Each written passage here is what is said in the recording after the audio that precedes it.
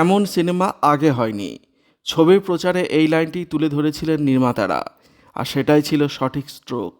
সাধারণ মানুষের মধ্যে ব্যাপক প্রভাব ফেলেছিল। বাংলা বাণিজ্যিক সিনেমার ইতিহাসে অন্যতম সফল চলচ্চিত্র প্রতিবাদ তার 25 বছর পূর্ণ করতে চলেছে। 13 এপ্রিল 2001 সালে মুক্তিপ্রাপ্ত এই ছবিটি কেবল একটি সিনেমা ছিল না, বরং বাংলা ফিল্ম ইন্ডাস্ট্রির এক সন্ধিক্ষণ ছিল। কারণ তারপর থেকে এই ধরনের সিনেমা বানানো শুরু হয়ে যায়। 2001 সালে বাংলা সিনেমার বাজার আজকের মতো মাল্টিপ্লেক্স কেন্দ্রিক ছিল না, বরং ছিল সিঙ্গেল স্ক্রিন নির্ভর। সেই প্রেক্ষাপটে প্রতিবাদের সাফল্য ছিল অভাবনীয়, কারণ হলে গিয়ে মানুষ সিনেমা দেখা বন্ধ করে দিয়েছিল। এই ছবি দর্শককে ফের হলমুখী করেছিল। 13 এপ্রিল 2001 পয়লা বৈশাখের ঠিক আগে আগে ছবিটি মুক্তি পায়। সেই সময়ে নিরিখে মাঝারি থেকে উচ্চ বাজেটের ছবি আনুমানিক 1 কোটি টাকার কাছাকাছি খরচ হয়েছিল, যা আজকের দিনে নগণ্য মনে হতে পারে, কিন্তু তখন ছিল অনেক। সেটিং ছিল অনেক আধুনিক মানের, ঝাঁ চকচকে। ছবির প্রিন্ট থেকে কালার ছিল উন্নত মানের। ছবিটি একটানা 210 দিন অর্থাৎ 30 সপ্তাহেরও বেশি প্রেক্ষাগৃহে চলেছিল। মফস্বলে এটি 50 সপ্তাহের অর্থাৎ গোল্ডেন জুবলির ওপর চলেছিল। 2001 সালের সঠিক ডিজিটাল ট্র্যাকিং না থাকলেও ডিস্ট্রিবিউটারদের রিপোর্ট অনুযায়ী এটি ছিল 2001 সালের সর্বোচ্চ আয়কারী বাংলা ছবি। পরিচালক হরনাথ চক্রবর্তী জানতেন সাধারণ দর্শক কী চায়। তিনি মশলাদার গল্পের মোড়কে সামাজিক বার্তা দেওয়ার চেষ্টা করেছিলেন, আর ছবির সংলাপ, গল্প, চিত্রনাট্য সবটাই ছিল অঞ্জন চৌধুরীর। অনেক সমালোচকের মতে ছবির মূল গল্প অমিতাভ বচ্চনের প্রথম হিট জঞ্জির থেকে অনুপ্রাণিত। প্রসেনজিৎ চ্যাটার্জির চরিত্রের নাম ছিল রানা। তখন প্রসেনজিৎ চ্যাটার্জি মানে ইন্ডাস্ট্রি। এই ছবিতে তার চরিত্র ছিল এক প্রতিবাদী যুবকের। তার অ্যাকশন থেকে ইমোশনাল দৃশ্যগুলি ছিল অনবদ্য। বিশেষ করে তার অ্যাকশন দৃশ্যগুলি দর্শকদের শিহরণ জাগিয়েছিল। অর্পিতা পালের চরিত্রের নাম ছিল জয়া।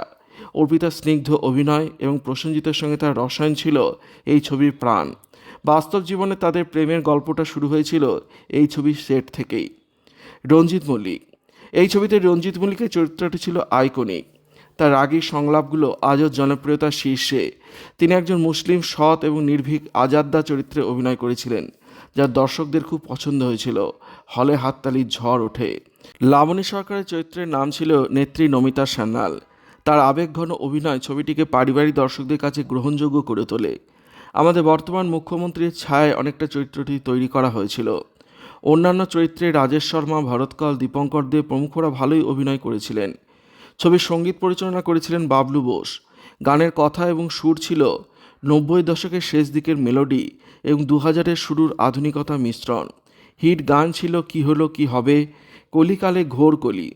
এই গানগুলি সেই বছর ক্যাসেট প্লেয়ারে লুপে বেজেছিল।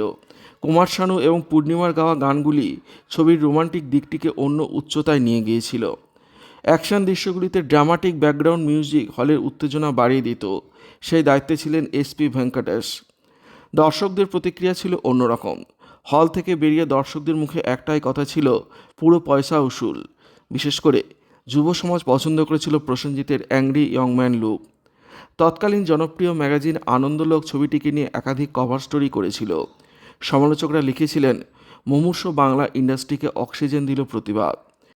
ছবির ভালো দিক হলো চিত্রনাট্য, কারণ চিত্রনাট্যের গতি ছিল খুব দ্রুত, কোথাও বোরিং লাগার কোনো মুহূর্তই ছিল না।